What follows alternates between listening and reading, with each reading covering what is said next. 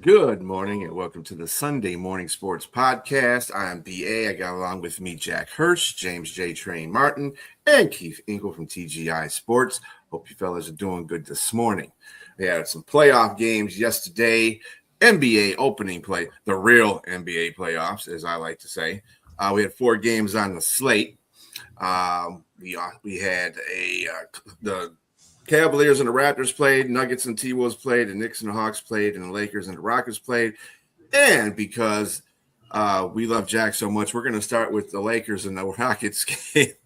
I was really hoping we'd start with Toronto and Cleveland, the big game of the day, and then work our way up.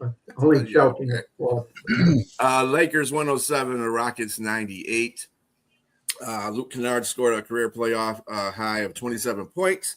Along with LeBron James had 19. Both teams are shorthanded. Austin Reeves and, of course, Luke Doncic was gone for the Lakers. And, of course, who am I missing here? Kevin Durant was gone for Houston. Alperen Sengun scored 19 points, and Jabari Smith Jr. Added 16 with Amen Thompson, scored 17 for the Rockets. So it looks like everybody was like scoring partially, trying to make up for Durant's departure. Do you think Durant being gone from this game did hamper the Rockets? Can I just say one thing? If you gave Houston a truth pill, okay, their coach beforehand, and said, you can't have Kevin Durant and the Lakers can't have Luka and Austin Reeves. Would the Houston have gone for that? Absolutely. They would have gone for the 2-for-1 deal in their favor, amongst the 3 stars. And it was a must game for the Lakers under these circumstances of Durant being out. Because if they lost to Houston at home with Durant out, even though they were missing Luka and Reeves, I think the series would have been all over.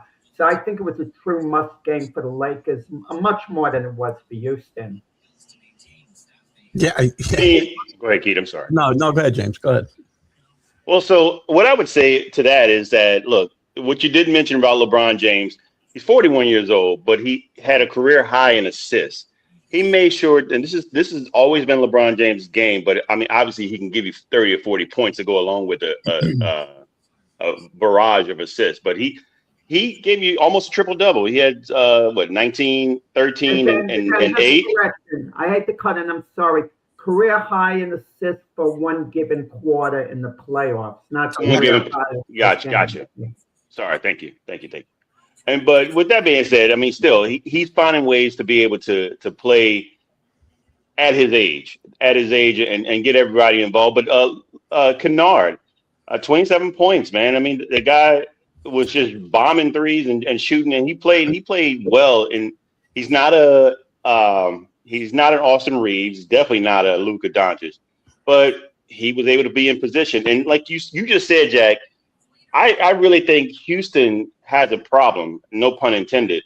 I just think that they really do have a problem, because if Kevin Durant misses another game, there's a possibility that, the Lakers can go up 2-0 and they play ISO ball. Who's the guy that's going to take Kevin Durant's place? Who's the guy that's going to give you like 35 25, 35 points. I don't see anybody on that team that can do that. They play great defense. Looking at this game, you can see the way they play. If they had a Kevin Durant in this game, though, I don't think the Lakers win this game at all. I mean, no chance, because just their second chance opportunities with the offensive rebounds, they just dominated the Lakers in that regard. But the Lakers just shot a high percentage, and I don't know if they can do that every game. That also plays into the lack of offensive rebounds. When you shoot 61%, you're not going to have as many opportunities, right? When you shoot 38%, like the Rockets did, well, you've got going to have nearly twice as many opportunities on the offensive boards. But I agree with you, James. I don't see anybody who's going to step up on this Rocket team. And if they're going to score 25 points, they're going to need to take 40 shots to do it the way they shoot. They're terrible. And what really impressed me in this game was that you would have thought with Luka and Reeves out that LeBron would revert back to because he'd really kind of taken that step back and he was a facilitator and was the third guy. And I'm not saying he was a third guy yesterday, but he didn't. You would have thought he'd taken 30 shots trying to make up for what was missing with these two guys. He still played basically, I think, the same way he played the last couple of months of the regular season. He only took 13 shots, distributed the ball, as you said, a record 8 assists in the first quarter. That was a record, I believe, an NBA playoff record. And that's what impressed me most was LeBron not reverting back to his old ways and trying to take over this game. They had all 5 starters were well into double figures, and I just thought the Lakers played a really smart basketball game yesterday. And, hopefully they, for their sakes, they may get Luka back here before this series is over and finish off the Rockets. But this will be an interesting series. I don't know what Durant's status is for the rest of the series. I'm not even sure why he was out yesterday, quite frankly. That caught me by surprise. It was a knee contusion. Yeah. And Jack wrote in the book. You're on mute, Jack. Jack, you're on mute, Jack. I'm reading a book on LeBron right now by Jeff Benedict, written a couple of years ago. Really good book. And it goes back to his high school years when he played. And by nature, he's a distributor. He loves running the offense more than taking over a game and scoring.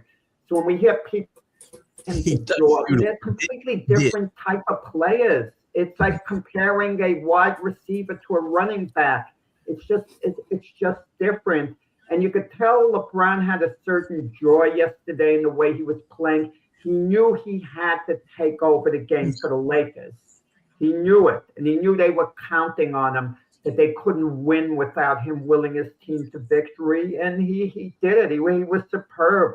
The way he got everyone involved. And he's very conscious of that. Even when Bronny's in the game, he's very conscious to get the other guys involved, not to show favoritism towards Bronny on the court. Yeah, he only did that when he got him into the league. But that being said, I would say I agree with you, Jack. I agree with you what that guy said about him being the distributor.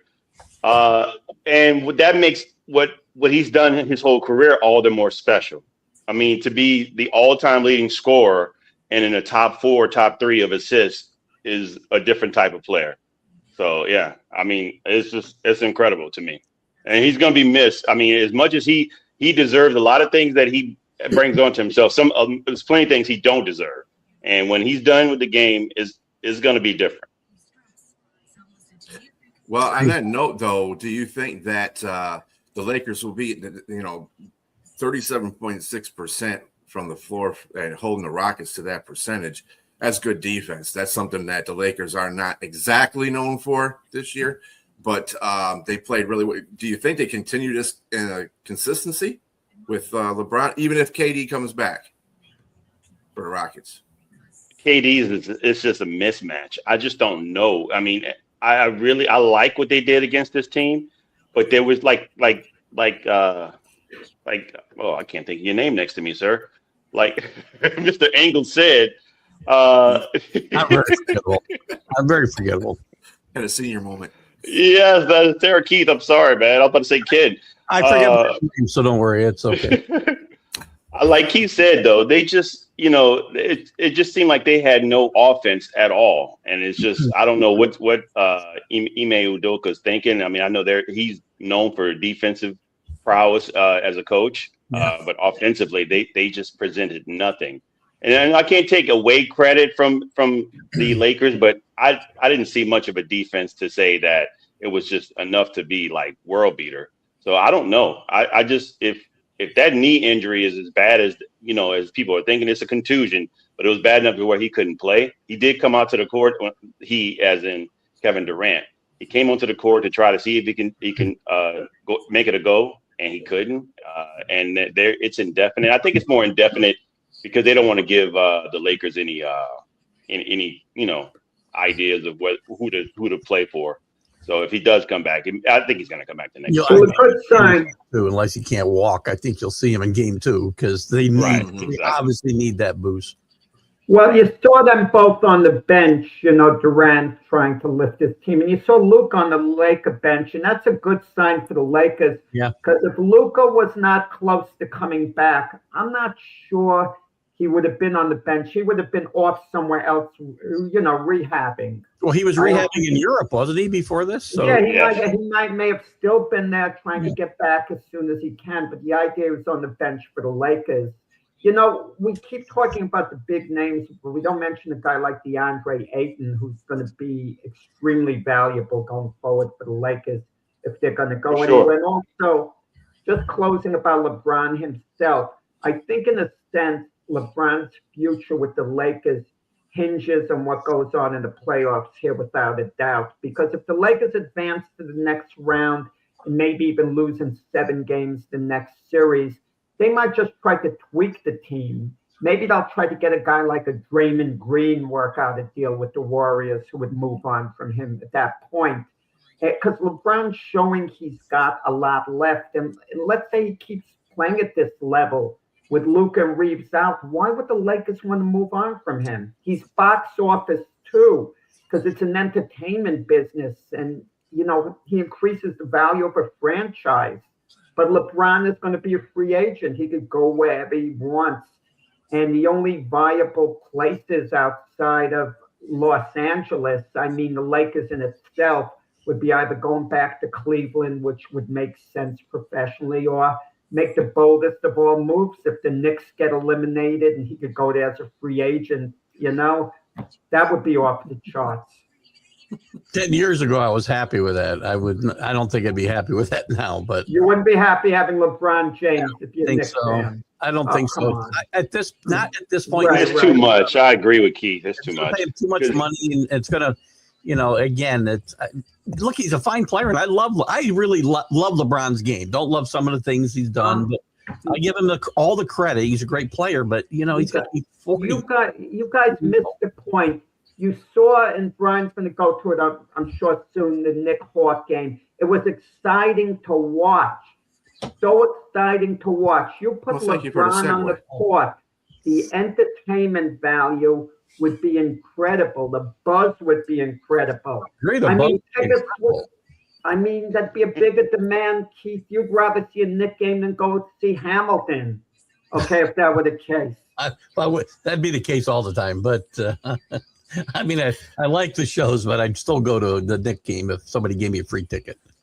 I'm not going to lie, Jack. The buzz would be Manny Pacquiao versus Mayweather now. That's what it is. LeBron James, like he said, 10 years ago would have been the box office draw. That would be for New York. Now it's just like, okay, you get a glimpse of it. Fine, I want to see it, but it's lost its luster because you're not going to give me that dunk from the free throw line. Or steal, or this 40-point game. That's rare. Now you're getting LeBron scoring 18 in a playoff game and 13 assists and 9 rebounds. That's at 41. And I'm not but James, Brian would get his tickets to see Frank Sinatra later in his career when his voice wasn't the same. It didn't stop Brian from wanting to hear him. I love Sinatra late in his career. Yeah, there you go. I did too. But anyway, still, you're getting the drunken stupor and everything else to go along with it too. Hey, I tell you, Frankie sounds good in the drunken stupor too, though. That's the point. Not many people can pull that off. But anyway, the Knicks. Speaking of the Knicks, they won 113-102 over the Hawks, and yes, they did. Jalen Brunson scores 28 points, 19 in the first quarter. He came out on fire with Karl Anthony Towns scoring 25, and he had 19 in the second half. It's kind of like they both kind of took over each half there. CJ McCollum had 26 points. Jalen Johnson had 23 for Atlanta. And yeah, it was, you're right. It was a pretty good playoff atmosphere type game. It was, they did play pretty well. I just think the Knicks are going to beat the Hawks. I think the Knicks are going to sweep the Hawks, to tell you the truth. I don't think that. This game, that 113 to 102 was a lot closer than that score really looked. Mm-hmm. They pulled away a little bit.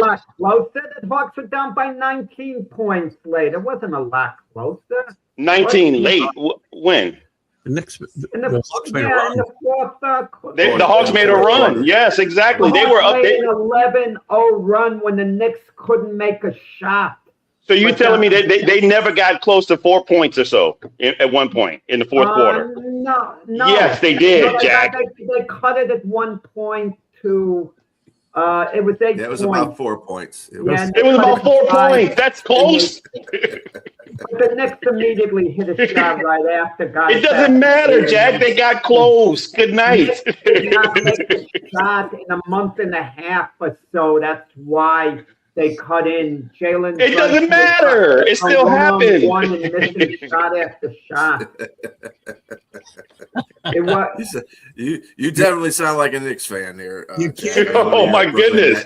You can't count a 4-point lead if a guy scored right after it. Now it's a 6. The Knicks hit a fast spell where they were falling apart, but the Hawks weren't competitive and they were that close.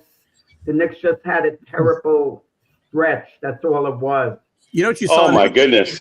You saw in this game, I think, how important Karl Anthony Towns is to this team winning a championship, because you saw all the good and all the bad.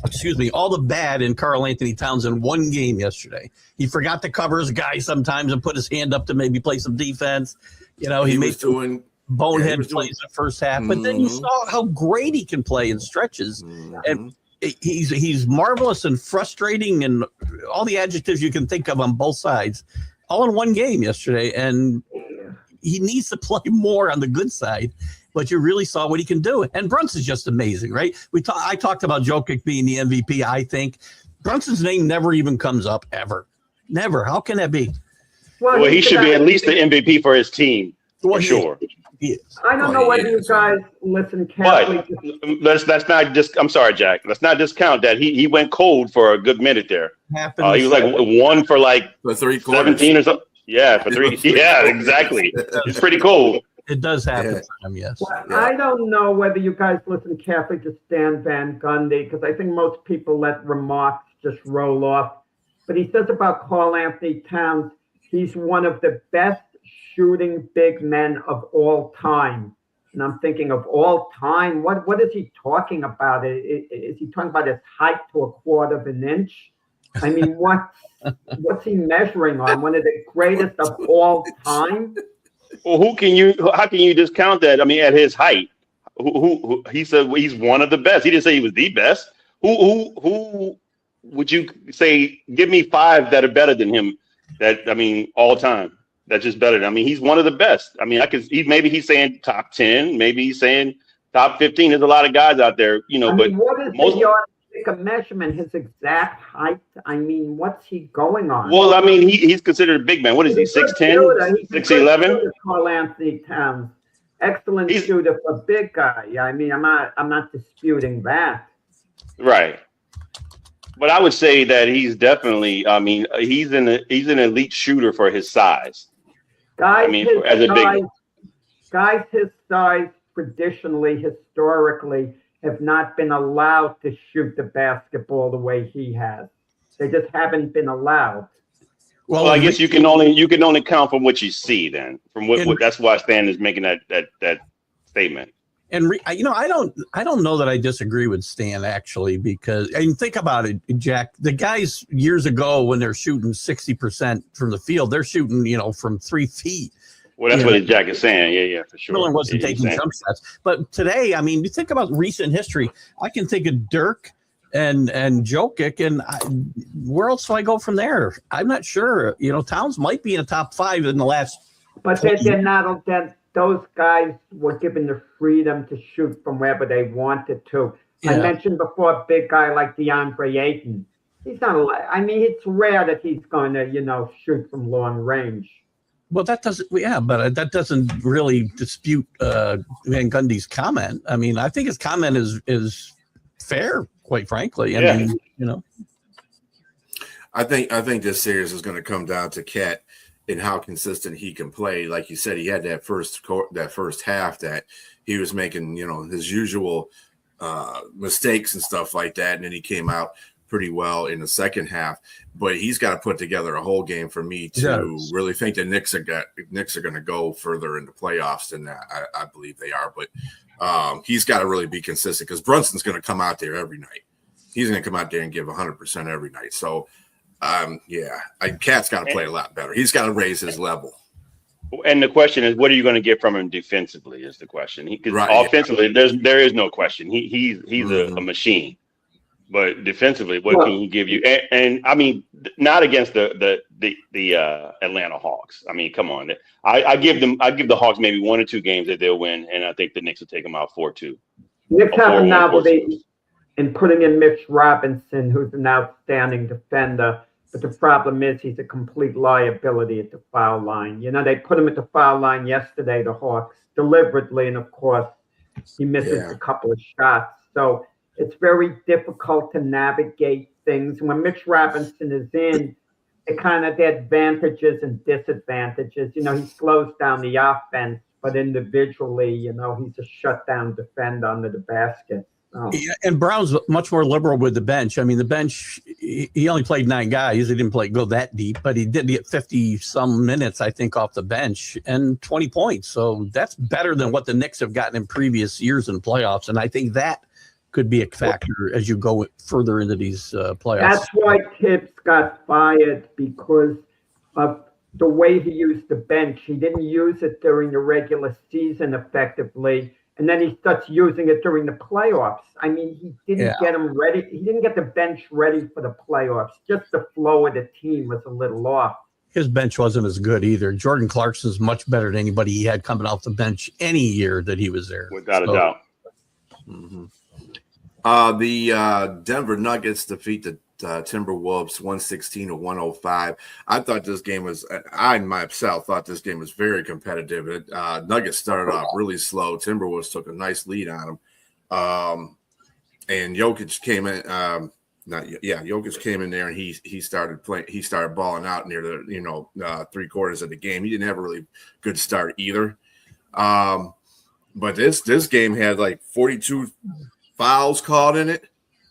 Technical on Jaden McDaniels for a push on Jokic, and David and a technical on Nuggets coach David Adelman. This game was wild. It was, and then Jokic got a bloody nose. He got elbowed in the nose. That was interesting.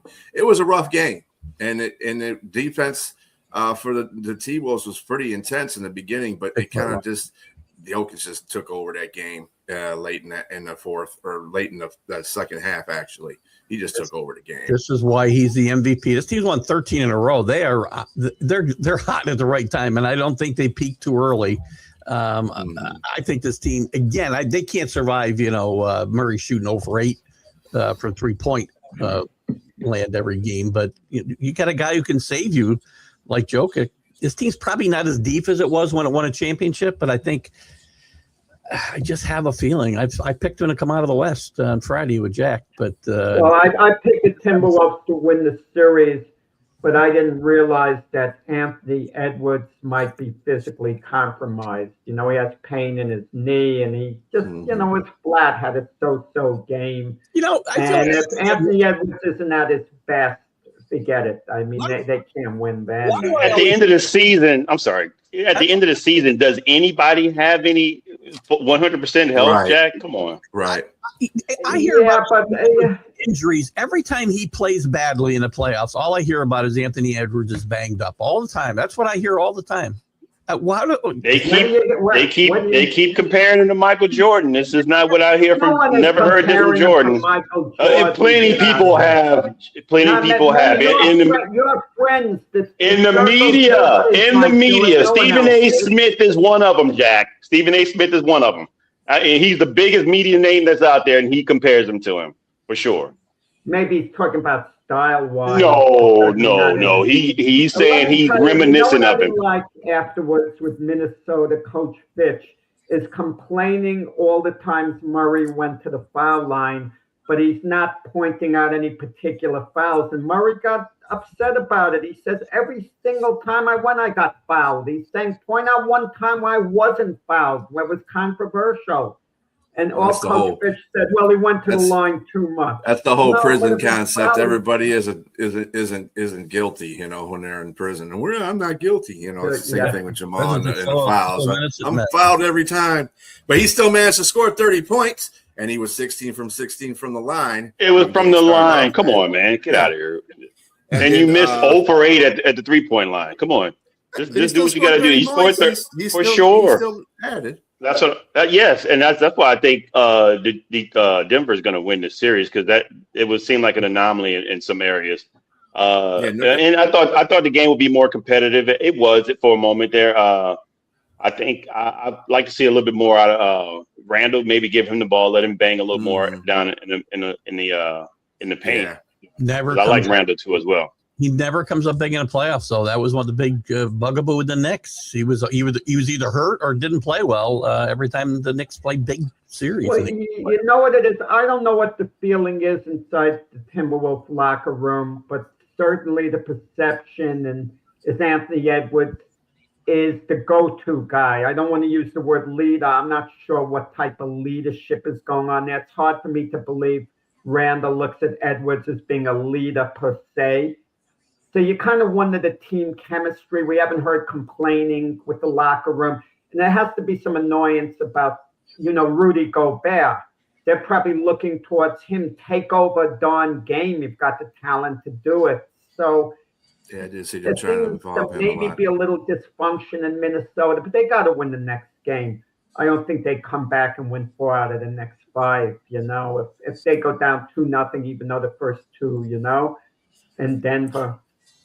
Yeah, Nikolai had a triple-double. Speaking of Anthony Edwards, he had 22 points and became the T-Wolves' all-time playoff assist leader in the postseason. So, it's interesting, Brian. Just something you said there quickly is like an afterthought. Triple-doubles with Jokic are like an afterthought, right? Just right, yeah. Triple-doubles. Oh, ho-hum. Right? Right, it's going to happen. It is expected, right? Yeah, we all expect it, so. Big old jar. But I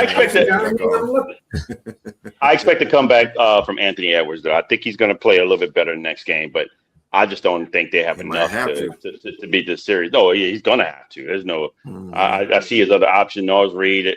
You would like to get more out of him off the bench from a 3-point range. You didn't see much out of him in this game. And then they got Aaron.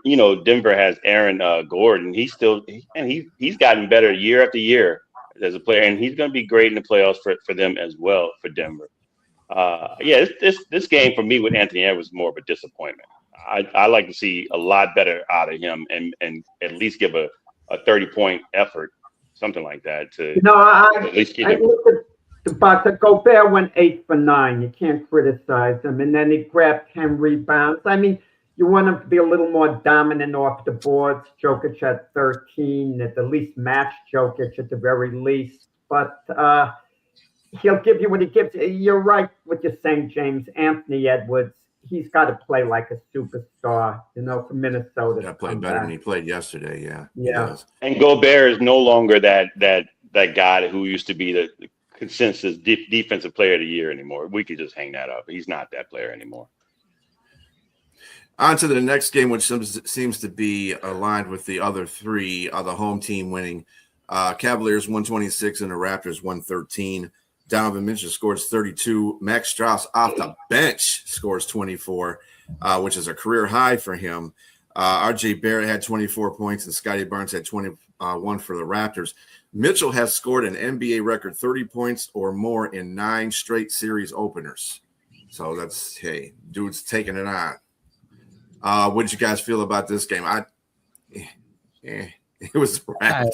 It's predictable. This game was the most predictable of all games. The most predictable of all series. He's a bigger Cleveland fan than me, and I think Cleveland wins this series, but I don't think they go any further. I think Mitchell has not. I don't know. Had great success in the playoffs. Harden's not had great success in the playoffs. The best thing they got going for him is their coach, Kenny Atkinson, who I like a lot.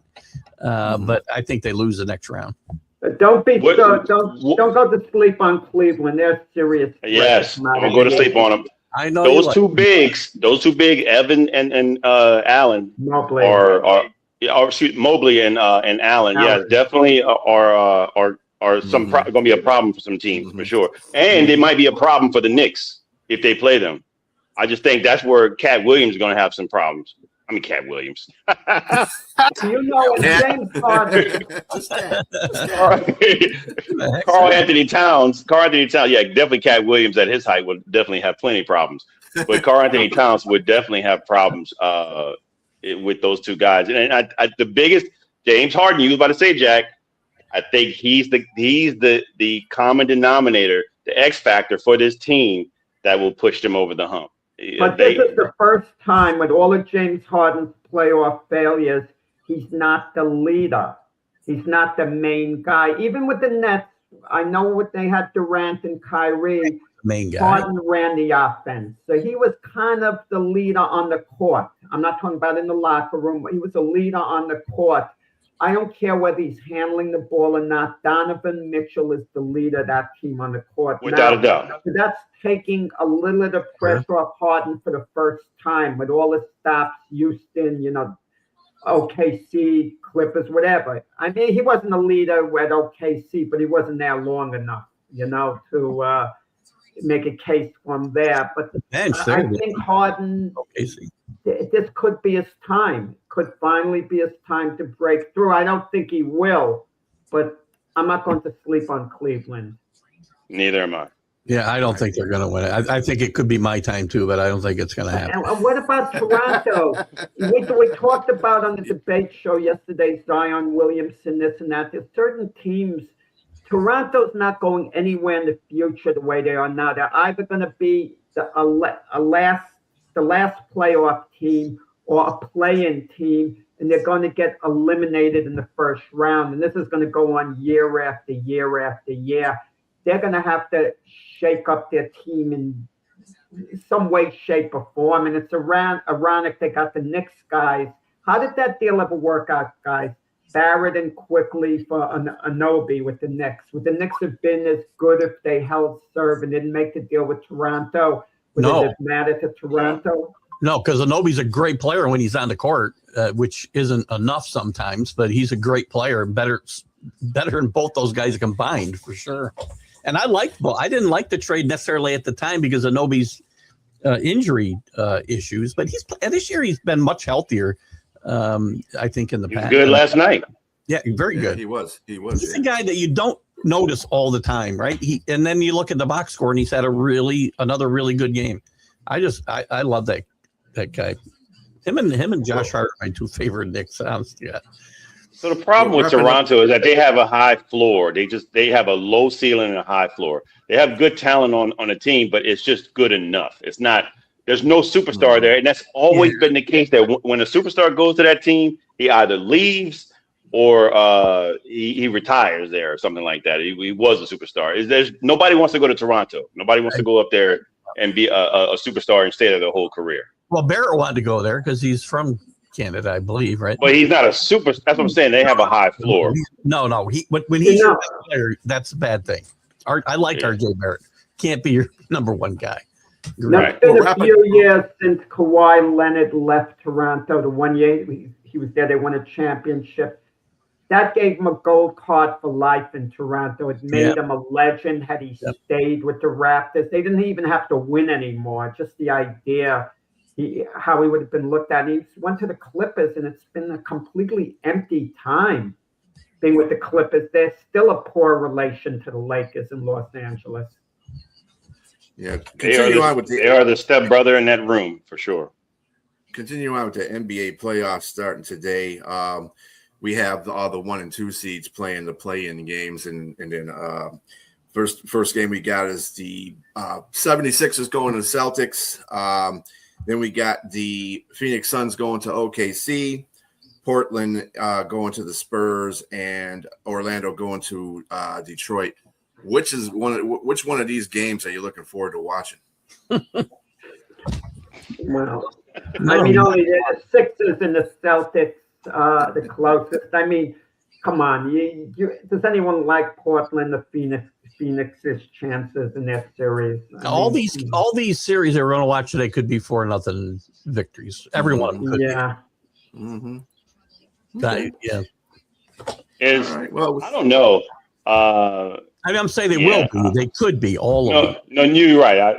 I maybe the Sixers might get one. I don't know. They may get one. Is Embiid going to be playing in this series? I don't know. We don't know yet. If Embiid, I think he's game to game or something like that. Yeah. I think he's out game 1. I think he's out game 1 definitely. If he was playing the whole series and he was 100% healthy, I think they would push the Celtics to 6 or 7 games. I think they win again. Maybe that's right. The bannerless ones. Anyway, all right. So we're going to shift this from the NBA playoffs to the NFL draft. That's coming up on the 23rd on Thursday. We had a big news though yesterday as the Giants traded defensive tackle Dexter Lawrence to Cincinnati for their 10th pick in the draft. I think defensively, Cincinnati got a little bit stronger. I think as far as the Giants concerned in their future, they got a little bit better. I don't know what you want to take from that, but that's what I got.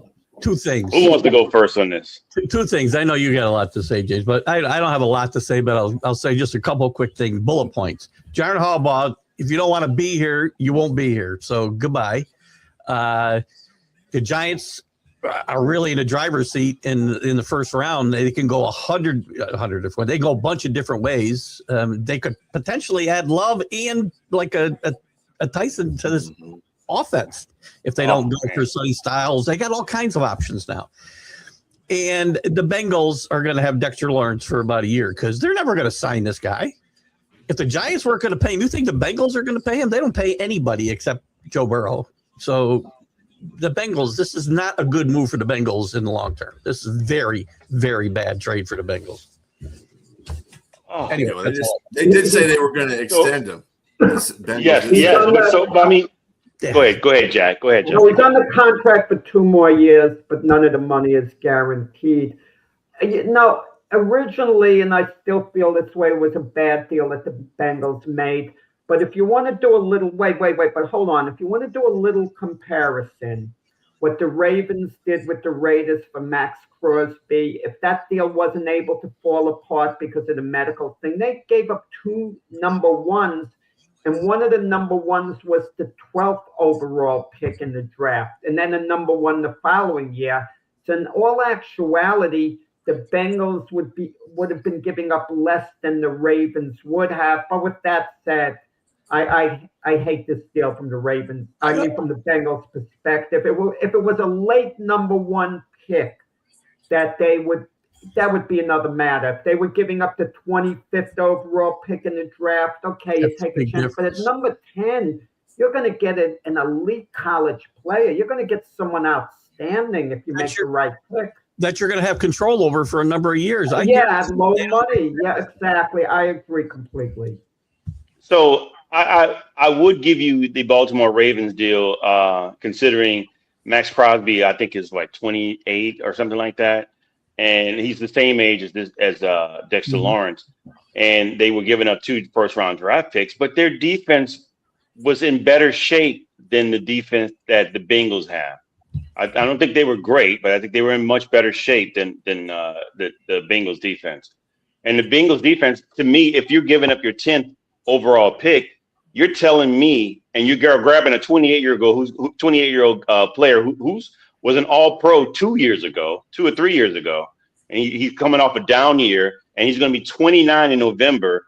and the lifespan of the DTs that are that big, they're short. They don't last long, and so you're going to give up your 10th overall, and you're telling me that your defense is good enough to give the offensive side some help. And the moves that they made in the offseason for the Bengals, a lot of mid players. I forgot Mafe and Jonathan Allen, Brian Cook is a safety. They're okay. It didn't move better the than needle what they had, though. Better than what they had. It's okay, brother. It just didn't move the needle. I mean, my point is, what I'm saying is better than what they had. I get that. I mean, again, better than what they had. We're all on projection. That's we don't know what's better than what they had. I mean, because they added what's his name? I mean, the guy they drafted last year. What did he do when we projected him? Well, he was who had four stewards. Well, He still was a bust. There was a bust. I mean, to me, so far, he's not good. And so I don't know. I'm just not. I wouldn't have made this move at all. Like he said, in regards to having a younger player and you have a much cheaper contract, you get a 5th-year option. You're not going to get that with this player. You're hoping that you can rekindle a couple of years ago what he was able to prove on the field with the Giants that he didn't do the past couple of years. If he's not holding out this year, he's holding out next year. I can tell you because they're but I'm going to tell you something. If you want to play devil's advocate, if he can get back to the form that he had, and it's possible he can at age 28. And the Bengals maybe learn their lesson with the Trey Hendrickson fiasco. They don't want it to happen again. Maybe they've turned over a new leaf. They'll get a player who's a heck of a player. But with that said, I wouldn't have done the deal. It depends where you're trading the number 1 pick. Like the Rams made a heck of a deal to give up the 29th overall pick, the one in the first round, to get Trent McDuffie. I mean, the Rams won that deal hands down. I mean, that was a tremendous deal on their part. And McDuffie's young enough, good enough currently, to pay him whatever. But the Giants, how long do you think it took them to accept this offer? I'm sure they couldn't believe what they were hearing. 1 second. And who accepts? And what's going on with the Giants now? Joe Shine is technically the GM, but Harbaugh, is in charge. I'm not sure how much authority Joe Shine has at the end of the day. Maybe he has a good relationship with Harbaugh, but Harbaugh brought in his own GM, basically. Someone he worked with the Ravens.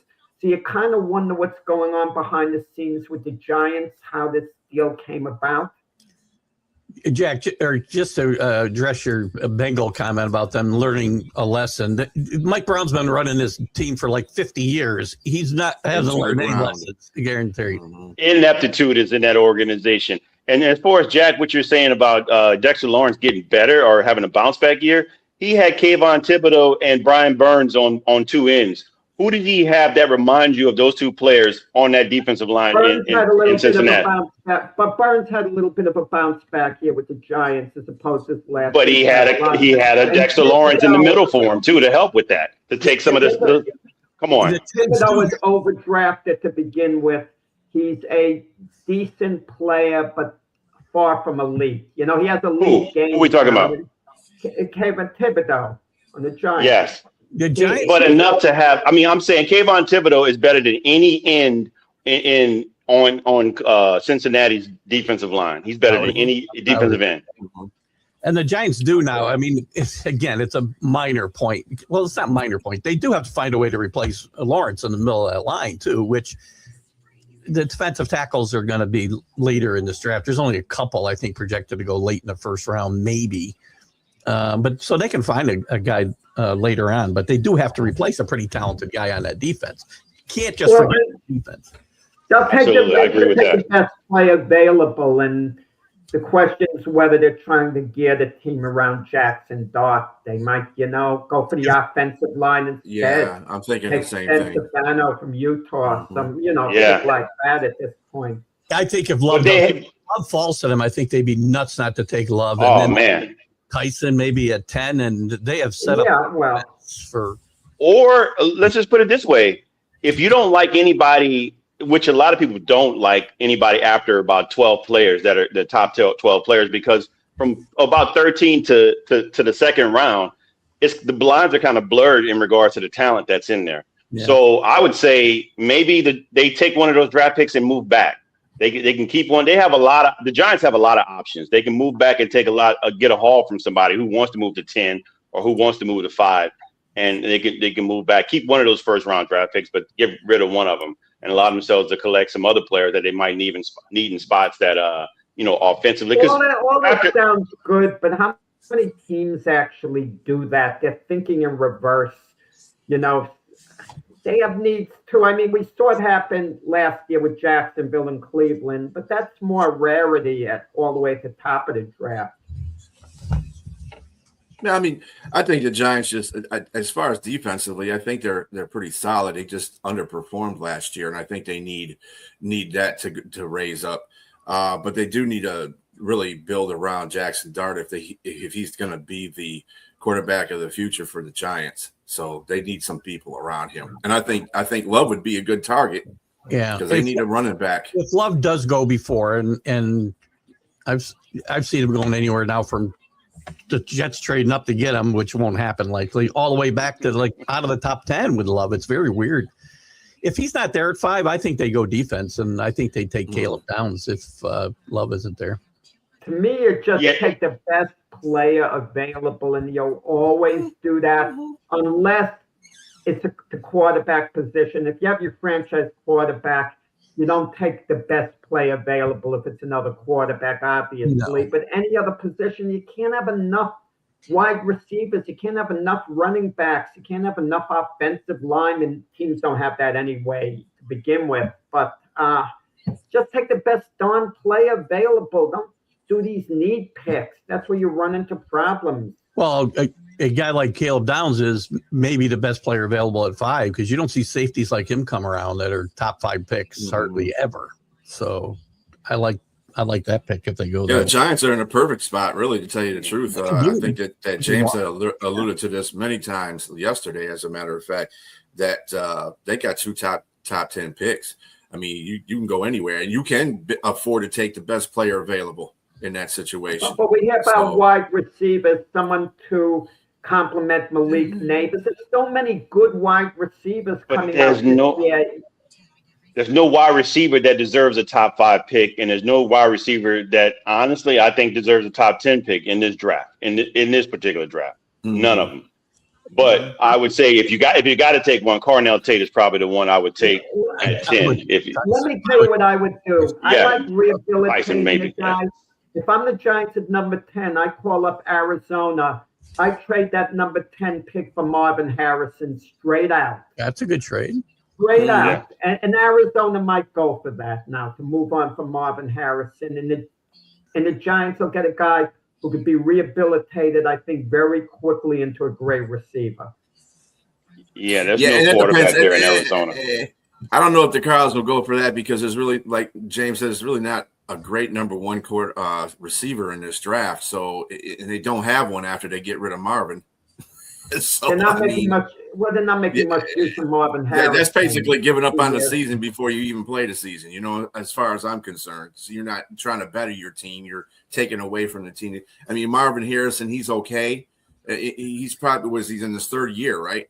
Yeah, this is his 3rd year. Yeah. So this is a prove-it year for him. He's played in a dysfunctional organization too. Yeah. So I give him. I know that, but I give him individual playing. But players got to be a responsible individual. Hasn't had a quarterback dropping passes. Yeah, the offense has been a joke there for 2 years he's been there. I'll give him, but he needs to start proving something. I agree. Yes, but this year, change of scenery, to Jack's point, would do Marvin Harrison wonders, and especially coming with a quarterback as talented as Jackson Dart looks like he's going to be. Or Drake May, right? Or Drake May, yes. I would love to see him. What's going on with Stephon Diggs? Is he going anywhere or what? Jail, yeah. he's going down. He's going down, Jack. He's going down. He'll be playing on the prison team with Burt Reynolds and Adam Sandler. We'll get the younger guy. We'll get him Sandler. I watched a little bit of the United Football League yesterday. St. Louis against Washington. And what caught my eye, actually, the field goal kick on Washington, I forgot his name. He was 4 for 4, and one of the kicks was a 56-yarder. It got me thinking that's the NFL caliber play, you know? I mean, but these guys also, we watch them on the offensive and defensive line. It's like night and day watching them in the NFL. Don't you ever what the talk to me UFL is about about. how many games I watched, Jack, when you're watching that yesterday afternoon. Are you kidding me? Yeah, I mean, I watched about 20 minutes. Let me tell you something. My mind went away from UFL as soon as they took the Panthers away from Michigan. That was I the didn't even dumbest know thing they I had a think league they ever anymore. did. Jag misses the Replacements movie, so he figured he'd Yeah, watch there you UFL. Replacements There is you different. I I mean, mean, it was that, getting bad. I went on the ESPN app and I watched about 40 seconds of a girls' softball game. You know, I figure let someone tune into that outside of family and friends. Okay. Anyway, Jack, what's your girls' baseball watching? The Jets pick at number 2. Who do you think they're going to be picking? Who do you want them to pick, or who do you think they're going to pick? Oh, Bailey. I mean, they got to take Bailey. And, you know, in the beginning, I thought Reese, you know, I was leaning towards him in the beginning, but Bailey he can't miss. He's the next Chris Jones. Bailey he's is the not? next Chris Jones. Oh, Reese might be the next Jamal Adams. If Jamal Adams were healthy, What? which means he'd be very, very good. But I don't want to hear he has this potential, but he's not going to make an immediate impact. And, you know, and it's the way Ohio State used him as well. The NFL is going to be much different from the way Ohio State used them. Just because the guy looks great at the combines, I mean, the combines are deceiving. You can't miss with Bailey. You just can't. I think Sonny Styles is better than either one of those guys, by the way. And Well, I you think like Ruben Bain the best of all. I mean, that's who I would take at 5 with the Giants. If I were the Giants, you can kind of use a player like he's that. going to fall to the Saints, Ruben Bain, he might. at number 8. He may. Might. But I disagree with your take in regards to Arvo Reese versus Bailey. Bailey was terrible in run defense. That's a must in the NFL. He was not good at that. To take him, I mean, he's an edge rusher. He's great on the pass rush. You can figure that out. He can work on the run defense. But the ceiling is much higher with Arvell Reese, man. I don't want to hear the high. He is nasty. The ceiling, let him show it now. I don't want to hear the guy's got potential. Yeah, all these guys have potential, Jack. That's all they have, all of them. You talk about can't misses all you want. David Bailey Yes. around them. David Bailey was the whole, Texas Tech defensive line when you think of it. I mean, Reese had all this help at Ohio State that Bailey didn't have. But nobody's a can't miss. 2 of these guys are going to fail. 2 of the guys. When I say can't miss, I'm not saying it'll be great.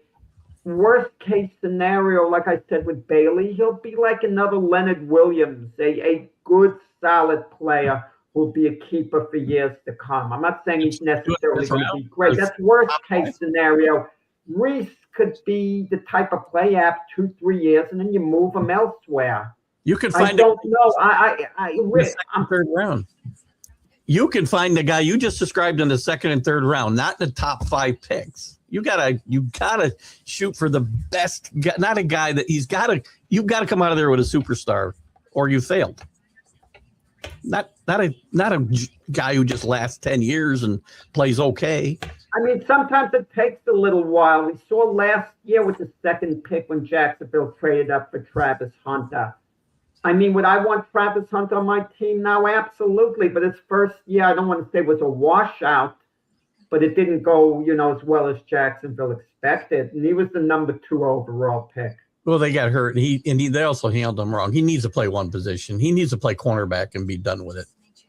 And they don't have a first round draft pick because of that. Yeah, and they don't have right. That's a great point. Yeah, I mean, you got to look at the draft in this way. Over 50% of those draft players by the third year are not playing or they're not good. So, I mean, it is a crapshoot with the draft picks. I mean, these players that you're mentioning right now might not be NFL caliber. I mean, they might be NFL caliber players as prospects. Ready now, though. But they might not be good. NFL ready now. You're right, but and they might. Who's NFL ready now? Bailey, when the Jets, if they take him at number 2, he's ready now. I'm telling you, he's not for poor run defense, Jack. That's not good. You're not ready if you're not for poor run defense. You're just a one-trick pony, and you got offensive linemen that are average that can stop that. I mean, if he's an extraordinary pass rusher, I mean, look at Micah Parsons. His knock on him, he's not a very good defensive run stopper either at an edge position. But that's not what you get him for. You get him to go after the quarterback. And if that's what their point is for Bailey, then that's fine. If they're honest as on him being a run stopper as well, it ain't going to happen. And it depends on what the team needs, what they're looking for. This is why a lot of draft picks. But are we comparing Bailey? Are we comparing Bailey to Micah Parsons? Literally, no. I didn't Chris say that. Jones, I'm just saying that's what they're going to use him for. He's not going to be Chris Jones, Jack. Come on, he's not even that size. Chris Jones is a monster. He's not even that big. Come on, you can't compare those two. And that's not the correct. I mean, I'm not going to take that away from you. Sorry about that. You think he's Chris Jones? Let it be Chris Jones. In the second round when he went, I mean, people didn't foresee anything what he was, or what he turned out to be. I'm just saying that the right draft pick in the right system usually works out for that team. You put a draft. You just proved Keith's point. Why would you even take him at that top point anyway? There's no guarantee. You just said something about a second round draft pick that they got value on that guy. I'm just saying, Bailey. Bailey, I think is going to be a good player.